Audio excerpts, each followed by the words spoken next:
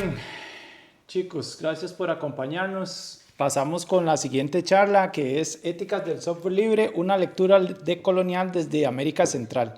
La imparte el profesor Diego Munguía, que es profesor de Ingeniería en Computación en el Campus Tecnológico de Alajuela.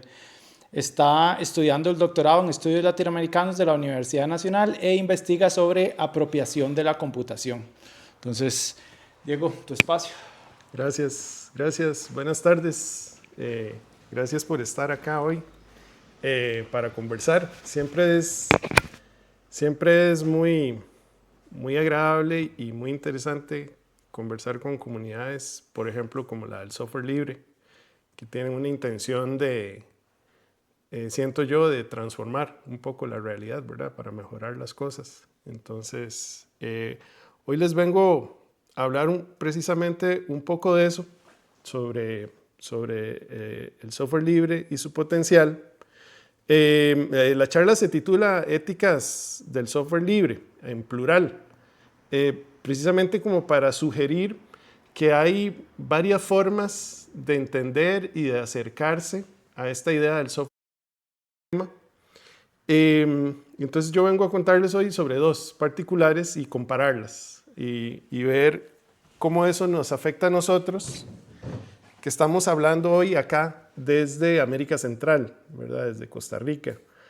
La idea que quiero desarrollar hoy en esta conversación es precisamente esta que está acá, que es que el software libre tiene potencial para avanzar hacia la soberanía tecnológica. Tiene potencial. Y aquí uso la palabra potencial desde la perspectiva de un filósofo latinoamericano que murió recientemente el año pasado, Enrique Dussel, que dentro de su trabajo filosófico él habló sobre teoría política. Entonces, él hablaba en su teoría política de potentia y potestas. Y potencia, él habla de potencia en el sentido del poder que está, de alguna manera, empotrado, guardado en las comunidades. Las comunidades tienen una potencia, un poder que está guardado y que puede eventualmente llegar a ejercerse.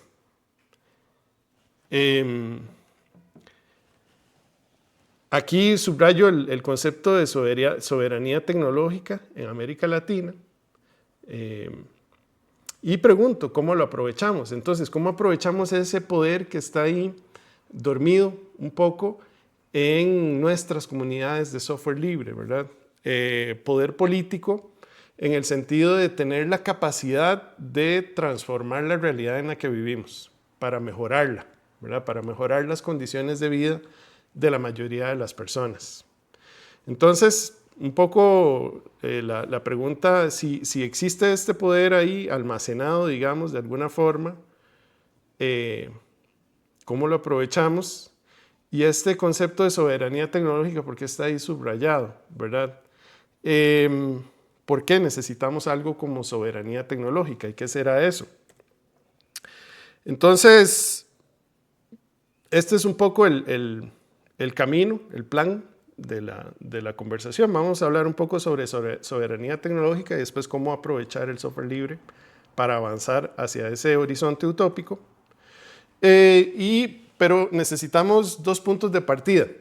Estas son dos ideas que a veces, dependiendo de con quién hable uno, son dos ideas que pueden ser como, sí, tautologías, ¿verdad? Como sí, obvio, ¿verdad? ¿Para qué está diciendo eso? Y a veces pueden ser un poco, a veces pueden generar controversia. Entonces, bueno, las planteo porque son puntos de partida que tenemos que establecer. Yo parto de acá para hacer mi razonamiento, mi argumento. El primero es que la tecnología no es universal, ¿verdad? Entonces, hay una idea de universalidad de la tecnología y eso quiere decir particularmente de tecnología como la tecnología de computación que subyace, ¿verdad?, al software, que está basada en matemática discreta y está esta idea de que ese es de alguna manera un lenguaje universal, ¿verdad? Incluso en ciencia ficción, cuando se habla de cómo comunicarnos con los extraterrestres, siempre, ¿verdad? No, con números, con un código binario, ¿verdad? Con algún tipo de código que termine siendo números en la base, ¿verdad?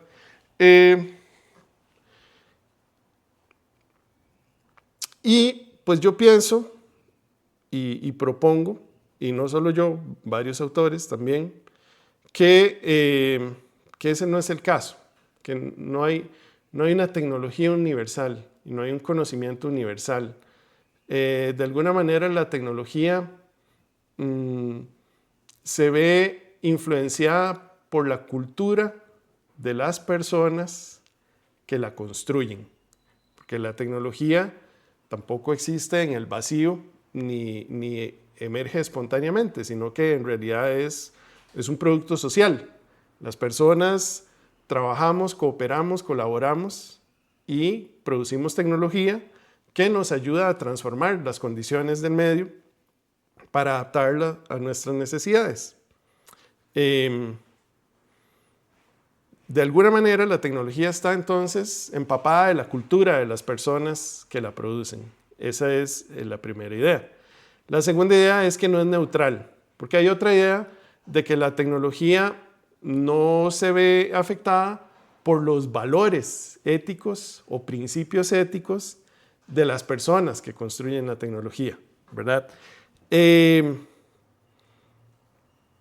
Sino que la ética no queda codificada en el artefacto tecnológico, sino que queda del lado de la persona que la utiliza. Entonces una persona puede usar, según la idea de que la tecnología es neutra, una persona puede usar un producto tecnológico para el bien o para el mal, ¿verdad? Y que el producto tecnológico es neutral en el sentido de que carece de valores. Yo propongo lo contrario. Yo propongo que, como es producto de un grupo social, los valores y principios éticos de las personas que pertenecen a ese grupo de alguna manera se ven reflejados en la tecnología que construimos. Por ejemplo, un ejemplo, el diseño de redes sociales de scroll infinito como TikTok o Instagram no es un diseño neutral, ¿verdad? Ahí hay un valor, hay un valor ético codificado en su diseño, y ese valor es el de la maximización, el de la optimización, para ser más específicos, la maximización. ¿La maximización de qué? Del tiempo que una persona gaste viendo la pantalla y haciendo scroll. Eso es lo que se quiere maximizar. ¿Por qué? ¿Cuál es el valor ahí? El valor es el de que hay que producir ganancia, hay que generar riqueza financiera, y ese es un medio para producir esa riqueza financiera. Entonces no es una tecnología neutral, ¿verdad? No es como que las personas hacen scroll infinito porque es de alguna manera porque así lo desean, ¿verdad? Sino que el mismo diseño de alguna manera trabaja sobre nuestros procesos cognitivos y genera formas de adicción, ¿verdad? Entonces, no hay neutralidad, no hay universalidad en la tecnología. Esos son dos puntos de partida importantes para nosotros. Entonces, ¿por qué hablamos de soberanía tecnológica? Para hablar de soberanía tecnológica, que es, digamos, el horizonte utópico hacia donde quisiéramos ir con nosotros, con el software libre, tenemos que hablar de a dónde estamos ahorita, ¿verdad? ¿Cuál es el punto de partida para trazar el camino hacia el punto de destino, ese horizonte utópico? El punto de partida es este: vivimos en un estado de dependencia tecnológica. Hay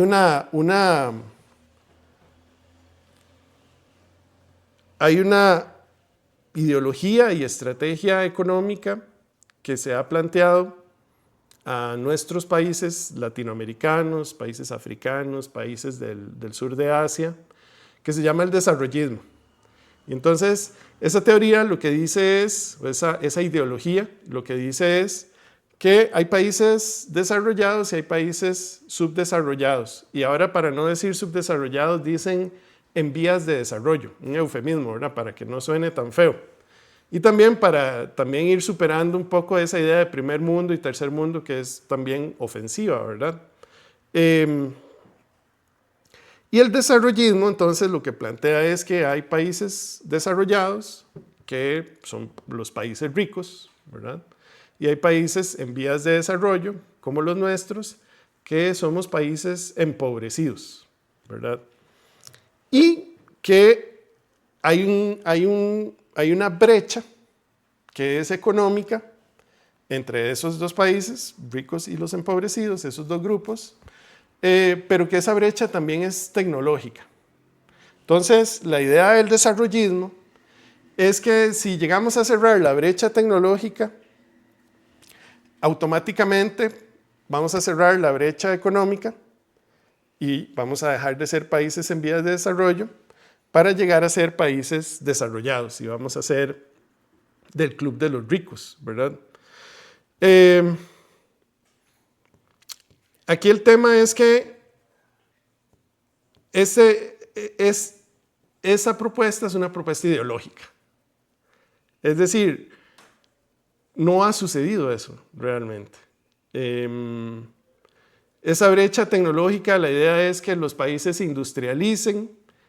Cuando era el tiempo del capitalismo de manufactura, entonces había que hacer fábricas, ¿verdad? Que fabricaran cocinas y televisores, etc. Y ahora que estamos en los tiempos del capitalismo cognitivo, entonces necesitamos servicios, ¿verdad? Brindar servicios de diseño de software, de diseño de hardware, servicios de servicio al cliente, soporte, etcétera, ¿verdad? Y que esa industria tecnológica va a cerrar la brecha económica y que entonces vamos a dejar de ser un país empobrecido para convertirnos en un país rico. Esa es la idea, ¿verdad? Pero si uno analiza la situación un poco más en profundidad, nos podemos dar cuenta de que en realidad es otra cosa lo que está sucediendo. ¿Por qué hay países ricos y por qué hay países empobrecidos? Si uno ve la historia atrás, y nos podemos ir muy atrás hasta el siglo XVI, nos damos cuenta que esta estructura en la que vivimos hoy en día inició en el siglo XVI, cuando los primeros españoles llegaron a las tierras de este continente que ahora llamamos América. Eso es lo que yo voy a llamar la invasión europea, ¿verdad? Con la invasión europea se estableció una estructura colonial. ¿Por qué? Porque a los europeos de esa época lo que les interesaba era extraer riquezas de acá. Por ejemplo, de Centroamérica se extraía un tinte azul para textiles que se llama añil. Se hacía ganadería, principalmente en países como Honduras y Guatemala. Se hacía minería también en El Salvador, en Honduras. Costa Rica era una provincia muy pobre de la que se extraía poco y entonces en realidad lo que había era una agricultura de subsistencia. Pero en todas las provincias, no solo en las de la Capitanía General de Guatemala, sino en el Reino de Nueva España, lo que hoy es México, y el Reino de Nueva Granada, ¿verdad? En el sur, se establecieron estructuras de explotación. Es decir, tenemos que optimizar de alguna manera la extracción de estos recursos para hacerlos cruzar el Atlántico y llevarlos a Europa para, además, que los europeos pudieran tener riqueza que les permitiera, de alguna manera, luchar con el dominio musulmán, que los tenía un poco dominados y por eso tuvieron que hacer rutas de navegación hacia el oeste en lugar de hacia el este. Esas estructuras implicaron el establecimiento de una jerarquía racial artificial, ¿verdad? El racismo no tiene un correlato realmente científico sobre nada biológico, es una cuestión artificial y social.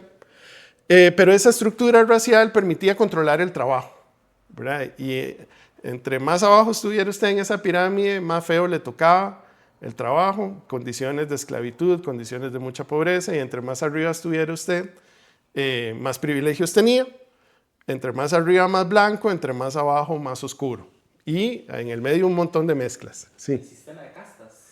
Un sistema de castas, ajá, ¿verdad? Lo que llamaban el negro, estaba el blanco, el negro, mulatos, indígenas, mestizos, bueno, mestizos no, castizos, español criollo, ¿verdad? Que era español, que era nacido en las tierras de acá, pero de padres españoles, etcétera, ¿verdad? Entonces, en el siglo XIX vienen las independencias, la creación de los estados-nación, y entonces, de repente, automáticamente se declara que entonces, por ejemplo, Costa Rica es una nación libre en la que todos somos iguales. Eso no, nada más se declara, ¿verdad? Pero no hay una transformación social que realmente acompañe a esa declaración. Lo que pensadores del giro decolonial proponen es que estas estructuras permanecen incluso hasta el día de hoy. Entonces, podemos pensar, por ejemplo, en el 5G en Costa Rica y en cómo íbamos por un camino. El presidente fue llamado a Estados Unidos a una conversación a la Casa Blanca, y cuando el presidente volvió de ese viaje, decidimos tomar otro camino completamente distinto, ¿verdad?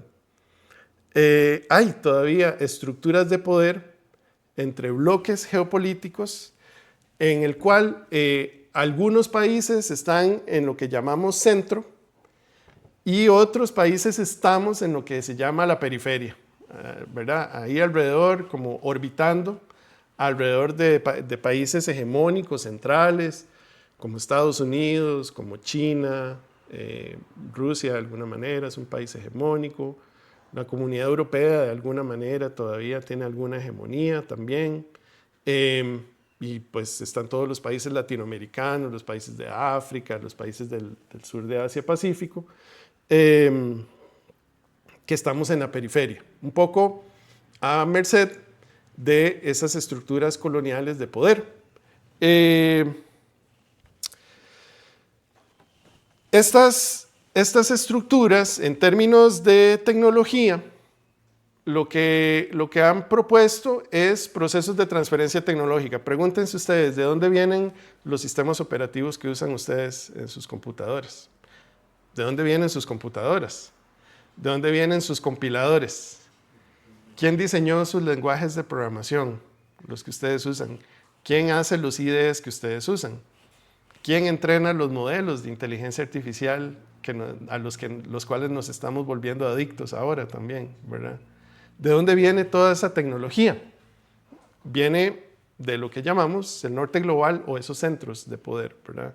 Estados Unidos, Europa en una medida menor, Japón en una medida menor, en general la anglosfera, ¿verdad? El Reino Unido y los países que se derivaron de lo que fue ese imperio, como Australia, Nueva Zelanda, Canadá, Estados Unidos.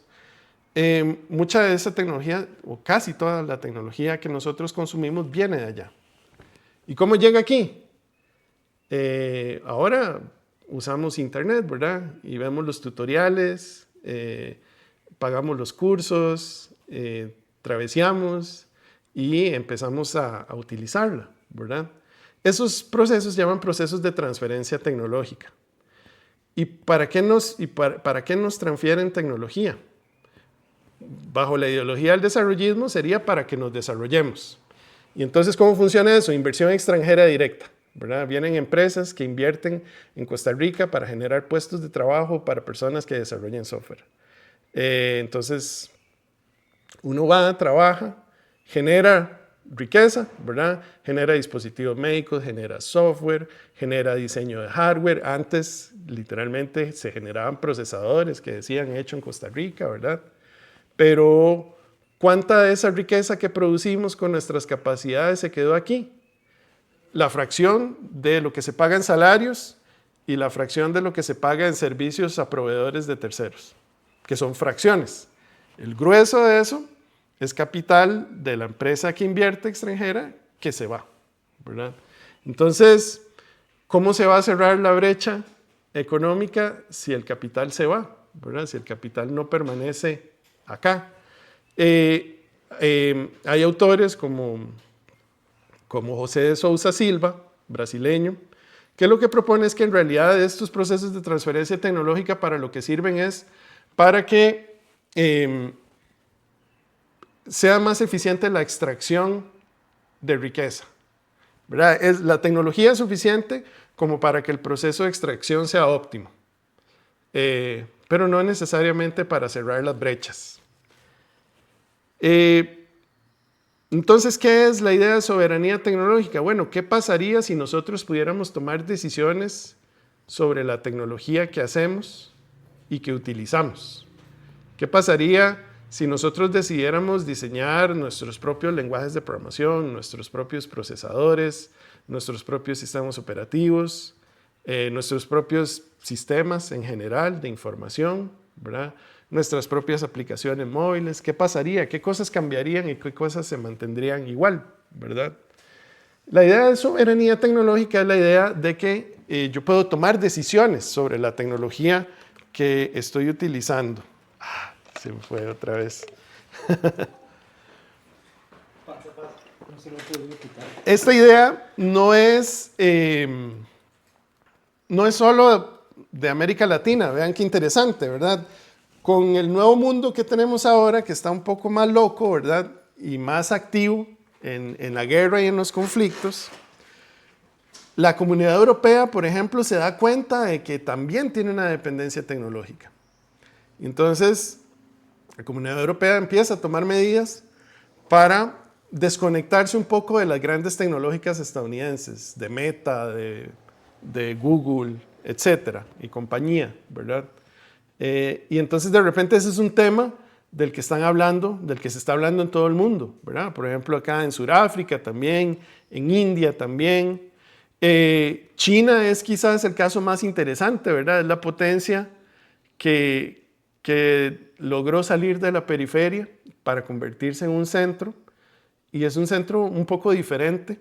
No quisiera calificarlo ni de bueno ni de malo, pero sí, definitivamente, un poco diferente a los otros centros, a los centros occidentales, ¿verdad? Tienen una manera diferente de hacer las cosas. Y tienen una actitud hacia la producción de tecnología también interesante, ¿verdad? Entonces, de lo que yo quiero hablar hoy es de soberanía tecnológica. ¿Qué potencial tiene el software libre para ayudarnos con estos patrones de dependencia tecnológica que tenemos y esas posibilidades de soberanía tecnológica, de avanzar hacia ese horizonte utópico, hacia esa utopía? Entonces, para desarrollar un poco sobre eso, yo había hecho un estudio de caso sobre el software libre, en el cual analizo dos organizaciones que son muy diferentes entre sí en realidad, pero que ambas están relacionadas con el software libre.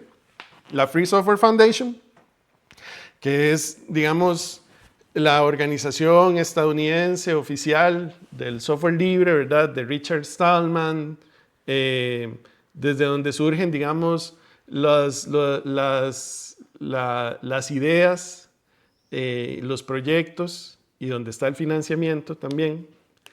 Y otra que fue la Comunidad de Software Libre de Centroamérica, que estuvo muy activa entre el 2009 y el 2020. De hecho, con la pandemia fue quizás la última gran actividad que organizó esta comunidad. Y esta comunidad tenía miembros de todos los países de Centroamérica, desde Belice hasta Panamá, nos incluía a todos. Fue un fenómeno muy interesante esta comunidad de software libre de Centroamérica.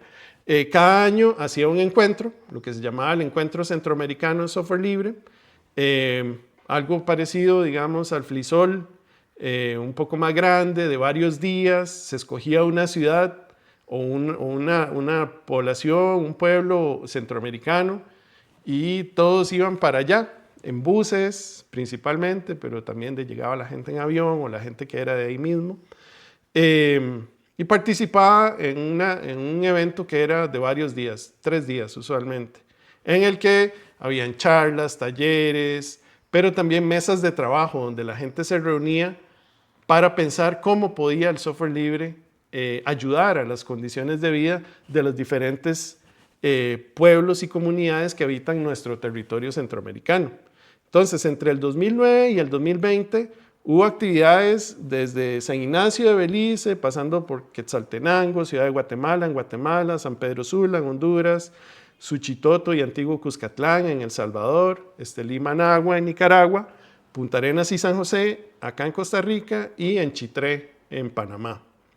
De los primeros 2 encuentros, el que hubo en Estelí en el 2009 y el que hubo en Punta Arenas en el 2010, en las mesas de trabajo produjeron documentos de declaración, que era un poco como una declaración de intenciones.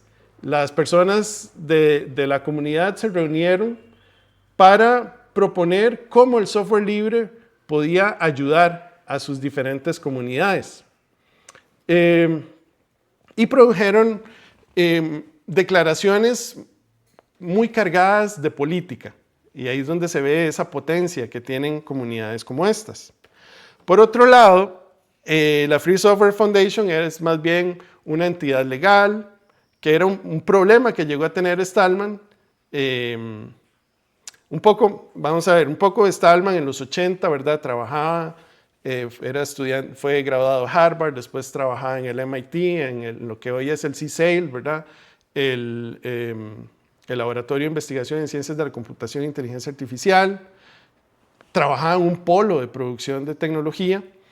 Y él en esa época, entre finales de los 70 y principios de los 80, vivió un cambio que hubo en la industria de la computación, que es que al principio de la industria de la computación lo más importante era el hardware. Y entonces a uno le vendían la máquina y después el software se compartía entre todo el mundo, porque lo importante era que las personas compraran la máquina y que el software les mantuviera felices, como clientes felices, ¿verdad? En algún momento alguien se dio cuenta de que el software podía ser parte del negocio también, y entonces empezó a venderlo, a establecer licencias, ya no era posible ver el código fuente, etc. Y a Stallman no le gustó eso, entonces Stallman propone la idea de software libre, ¿verdad? Que es, no me cierren el software, yo quiero poder verlo, modificarlo, compartirlo, etcétera, como he venido haciendo desde los años 60 hasta la fecha, ¿verdad? Esta es un poco la idea en la que nace el software libre, nace en un polo tecnológico, ¿verdad? En el MIT. La Free Software Foundation nace porque se ocupaba una figura legal para manejar la plata que le estaba entrando en donaciones. Habría que preguntar si a la comunidad de software libre de Centroamérica le entraba plata, ¿verdad? Más allá de la que las mismas personas miembros de la comunidad ponían de su propio bolsillo. Un poco estos contextos históricos es para comparar que estamos hablando de 2 lugares diferentes, ¿verdad? Estamos hablando de algo que nace en un centro de poder y estamos hablando de otra organización que nace en una periferia. La Free Software Foundation es una organización legal con una estructura legal también. La comunidad de software libre fue una organización con una estructura orgánica, ¿verdad? Dependía un poco de las personas, de los momentos, de las situaciones, las energías, cómo se estuviera sintiendo la cosa. Bastante diferentes una de la otra. Entonces resulta que de la Free Software Foundation hay un montón de ensayos que ha escrito principalmente Richard Stallman, que es como el centro sobre el que gira la Free Software Foundation. Y en las declaraciones de la comunidad de software libre, las declaraciones hacían propuestas y afirmaciones en estas categorías que tenemos al lado, ¿verdad? Hablaron sobre economía, hablaron sobre gobierno, hablaron sobre justicia social, sobre educación y conocimiento y sobre condiciones negadas, sobre problemas que había que resolver. La Free Software Foundation también habla sobre todas esas cosas, Pero un poco la idea de este caso de estudio es evidenciar cómo la tecnología no es neutral ni universal y también depende desde dónde yo esté hablando, de cuál es mi realidad de la cual yo estoy partiendo. Entonces, por ejemplo, en lo que se refería a producción económica, Software Libre Centroamérica propone nuevas formas alternativas de producir dinero, de generar actividad económica, ¿verdad? Pequeños emprendimientos, cooperativas, ¿verdad? Economía social solidaria, etc. Y actividades que estuvieran muy de cerca de la comunidad. En la perspectiva de la Free Software Foundation, cuando se habla de producción económica, casi que la gran cuestión es si el software libre si las licencias de software libre deberían permitir que se genere software cerrado o no. Y ahí viene la gran diferencia entre lo que se llama open source y software libre. Si yo uso una licencia de software libre para producir mi software tiene que ser libre también. Las licencias open source, yo puedo usar software libre para producir mi software, pero mi software no tiene por qué ser libre, yo puedo cerrarlo. Esa es la gran diferencia. Entonces, en cuanto a economía, esos son los temas, ¿verdad? En cuanto a gobierno, un poco la posición, cuando se habla de libertad, en el mundo de Stallman, del software libre, a veces es una libertad que desconfía del gobierno. Ve al gobierno de Estados Unidos con desconfianza, y uno diría que con alguna razón también, ¿verdad? Pero también habla sobre cómo el Estado debería de dejar de depender de contractors, de contratistas, ¿verdad? De terceros. Mientras que desde la perspectiva centroamericana, la idea era más bien que el software libre llegara a permear al Estado, que las instituciones estatales dejaran de depender de pagos de licencias, empezaran a usar software libre, se empezara a producir más software para ayudar a la modernización y digitalización del trabajo de las instituciones, y que a la vez eso ayudara a la transparencia, porque una mayor disponibilidad de sistemas de información de alguna manera implicaría una mayor disponibilidad de información para todos nosotros saber qué está pasando en el gobierno, ¿verdad? Más transparencia. Entonces aquí otra vez hay dos perspectivas diferentes, ¿verdad? Una un poco de desconfianza hacia el gobierno y que el gobierno no se meta en mis asuntos individuales, que es una perspectiva muy de la cultura estadounidense. Y por otro lado, una perspectiva más centroamericana de queremos fiscalizar y mejorar a nuestro gobierno para que empiece a trabajar en nuestro propio beneficio, ¿verdad? Luego, en términos de justicia social, desde la Free Software Foundation lo que se habla es de que el software privativo es una forma de colonización, que es algo que es cierto, y que el software libre entonces es un camino hacia el verdadero desarrollo.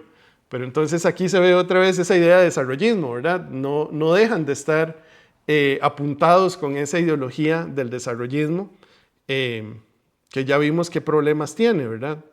Mientras que desde una perspectiva centroamericana se habla de una reducción de la brecha social, se habla de modelos patriarcales, ¿verdad? Hay una perspectiva de género, hay una perspectiva de antirracista también, ¿verdad? De responder a necesidades de grupos diversos, de diversas culturas, diversas etnias, diversos géneros, diversos orígenes socioeconómicos. Y esta idea de un desarrollo tecnológico propio en Centroamérica, de que podamos construir nuestras propias herramientas. En términos de educación, se me olvida, tengo que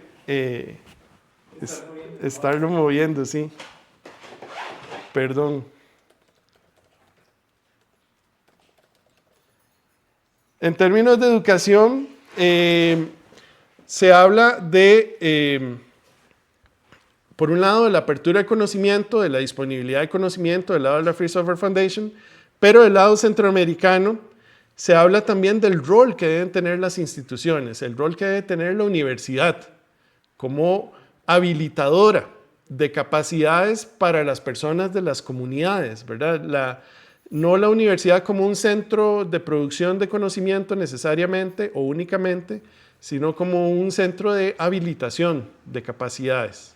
Es decir, producimos conocimiento, pero muchas veces desde las universidades lo que se premia es que las personas investigadoras publiquen en revistas de prestigio estadounidense, por ejemplo, ¿verdad? Y eso es lo que se busca, algún prestigio a nivel externo, sin necesariamente preguntarnos sobre la relevancia de los problemas que estamos investigando, ¿verdad? Y hacia dónde me puede llevar esos problemas. ¿Estoy investigando problemas nada más para que sean aceptados por la revista?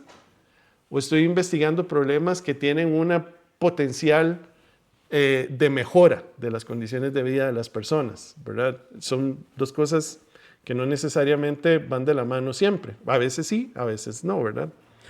Y ¿cuáles son las condiciones? ¿Qué es lo que reclaman, ¿verdad? ¿Cuáles son las reivindicaciones? Desde la Free Software Foundation, lo que se reclama es mantener el copyleft como una oposición al copyright, ¿verdad? Mantener esa posibilidad de que las personas estén en control de su propia propiedad intelectual, valga la redundancia. Eso es como el centro de atención en la Free Software Foundation. En la comunidad centroamericana hay más problemas, ¿verdad? Estamos hablando de falta de autonomía y transparencia y eficiencia en los gobiernos, todos sabemos esto, ¿verdad? De que hay una brecha social y que hay exclusión de grupos marginalizados, hay una falta de educación, de alfabetización digital, ¿verdad? De que haya inclusividad, autonomía, capacidad de conectarse, pero conectarse ¿para qué también, verdad? Conectarnos, si queremos conectar a todas las comunidades para que todas puedan estar haciendo scroll infinito, ¿realmente estamos haciendo un bien o no, verdad? Fortalecer la industria tecnológica de la región. Porque, por ejemplo, por lo menos en el caso de Costa Rica, hay una dependencia muy fuerte en la inversión extranjera directa, en las empresas transnacionales. Y ya vimos que eso también tiene sus particularidades. Entonces vean que no es lo mismo hablar desde un centro, desde un polo de producción tecnológica, aunque tienen una muy buena intención y el software libre no deja de tener una gran potencialidad. No es lo mismo hablar desde un centro de producción tecnológica que hablar desde una periferia. Nosotros tenemos realidades distintas, ¿verdad? Tenemos prioridades distintas también. Entonces, ya cuando lo analizamos desde una perspectiva ética, vemos que en la Free Software Foundation los fundamentos éticos son la libertad individual. Es importante el individuo. Eso es muy también de la cultura occidental, moderna occidental. Hay una pretensión universalizante del software, ¿verdad? Entonces se habla de que no importa dónde se produzca el software, lo importante es que sea libre para que pueda ser adaptable. Y eso está bien, ¿verdad? Es una gran ventaja poder nosotros tener acceso al código del kernel de Linux, por ejemplo, o tener acceso a un LMS para poder modificarlo, o a cualquier otro sistema de información, ¿verdad? O, por ejemplo, a los sistemas operativos de estos dispositivos también, que no son tan libres en realidad. Pero también hay un gran valor en que nosotros produzcamos nuestro propio software libre, en lugar de simplemente adaptar, ¿verdad? Esa es una utopía a la que nos gustaría apuntarle, ¿verdad? Hacia donde nos gustaría apuntar. En la fundación de Free Software Foundation, el campo de acción central está en lo legal, en las licencias, en el copyleft, ¿verdad? Y se ve que es un enfoque técnico como un fin. Lo técnico es un fin en sí mismo, ¿verdad? Lo importante es que yo pueda tener libertad como usuario de software. Pero rara vez se detienen a preguntarse usuario de cuál software. ¿Para qué quiero ser yo usuario de este software? ¿Qué implicaciones tiene que yo sea usuario de este software? Eso no se pregunta, nada más se queda en lo técnico, ¿verdad? Yo como usuario tengo que tener libertad. Desde la comunidad de software libre de Centroamérica, no es tanto no es tanto el enfoque en lo individual, sino en lo comunitario, ¿verdad? Ellos hablan de que sea tecnología inclusiva para diferentes diferencias de género, socioeconómicas, origen cultural, origen étnico, etcétera, ¿verdad?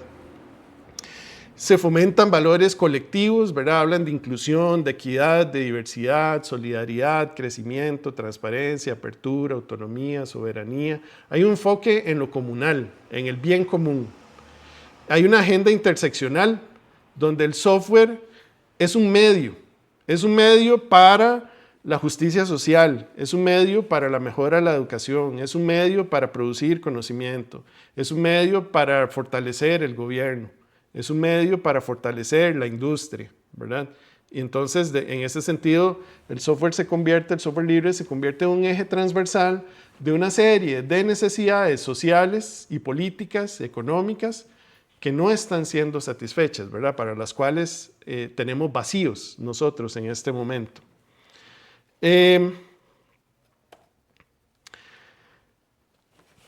¿Por qué?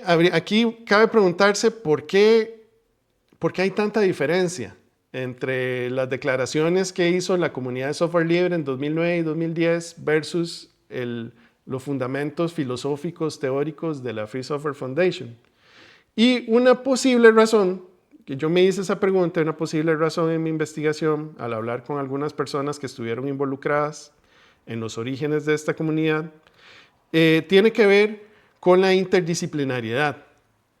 En la comunidad de software libre, por suerte del destino, tal vez, no sé, o tal vez tocaba, muchas personas que trabajaban en ONGs y que venían de un trasfondo más de ciencias sociales, de humanidades, se vieron involucradas en lo que inicialmente era un foro de grupos de usuarios de Linux, ¿verdad? Que hablaban sobre, bueno, cómo instalar Linux en esta máquina y tengo problemas de conectar la red en esta otra máquina, etc.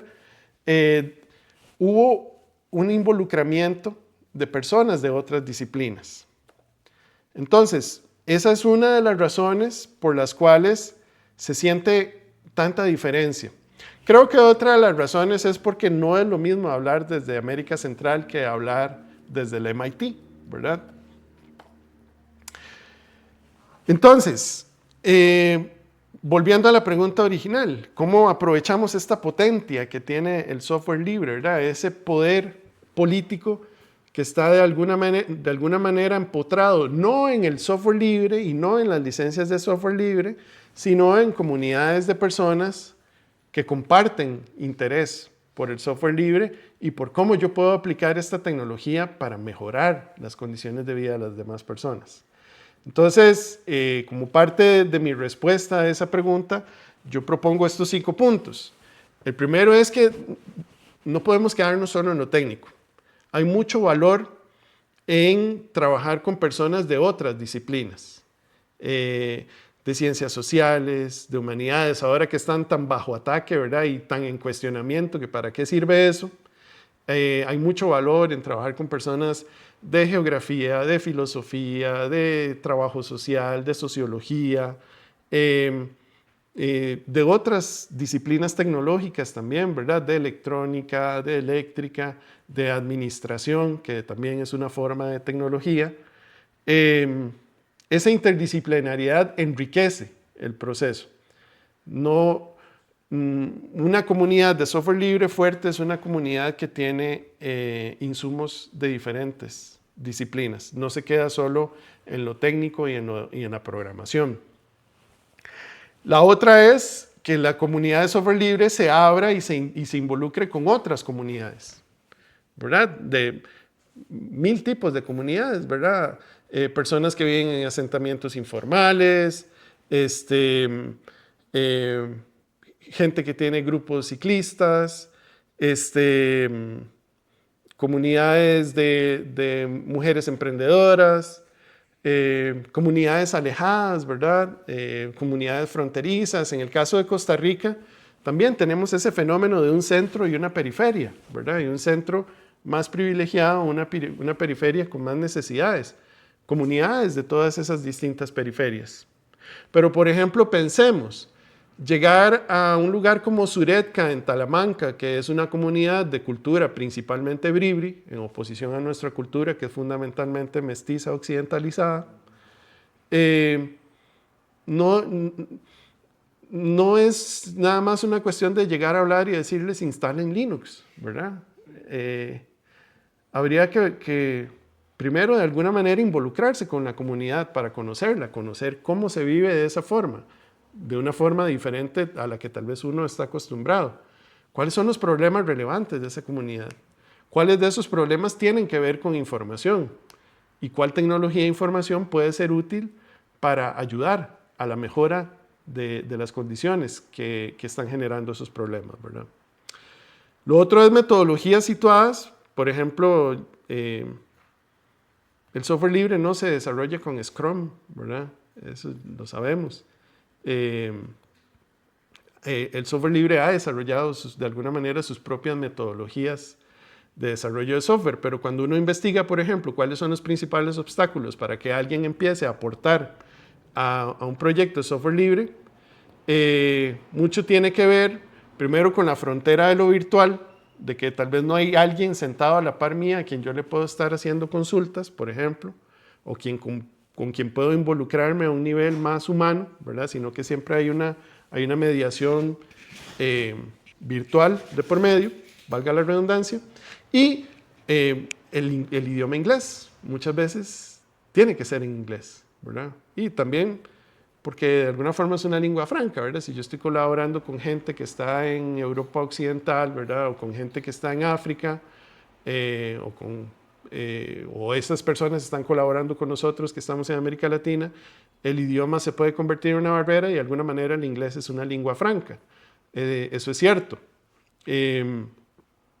Pero también eso puede llegar a ser una barrera, ¿verdad? Para la comunicación. Entonces, el desarrollo, el diseño de metodologías de producción de software, más no tanto esta es la que existe y esta es la que dicen que es la mejor, sino cuál es la que necesitamos nosotros. ¿Qué necesitamos nosotros para ponernos de acuerdo para construir esto que queremos construir? Luego, esa necesidad o esa intención de que esto se convierta en política pública. Es decir, de que el software libre no se quede en nuestra comunidad, sino que de alguna manera permee al Estado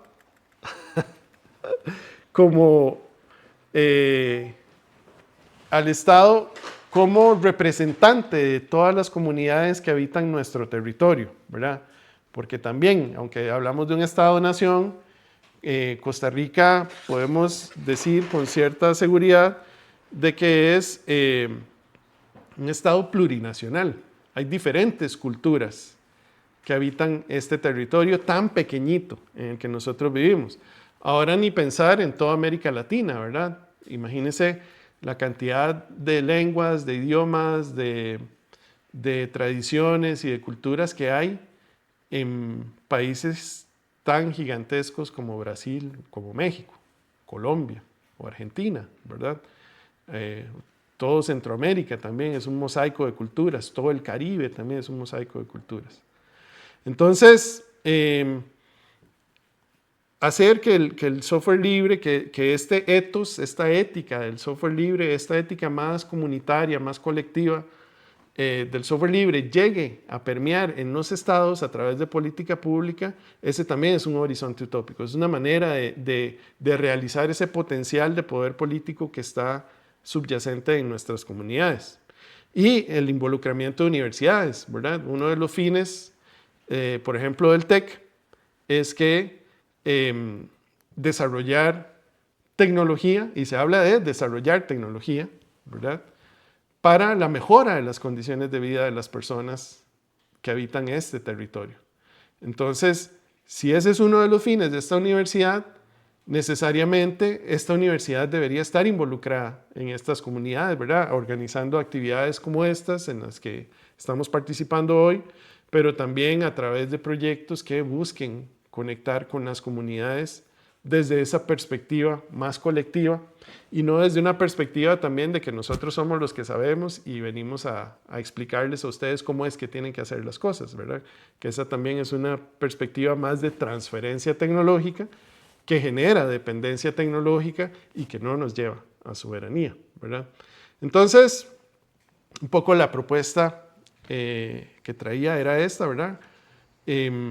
Cómo a través de estudiar este fenómeno centroamericano que sucedió durante casi una década, nos damos cuenta de cómo podemos construir comunidades hoy en día que apunten hacia esa mejora para todas y todos los que habitamos en nuestros territorios centroamericanos. Con eso cierro, esa sería la propuesta que traía hoy y agradezco muchísimo su atención. No sé si tendrán alguna pregunta.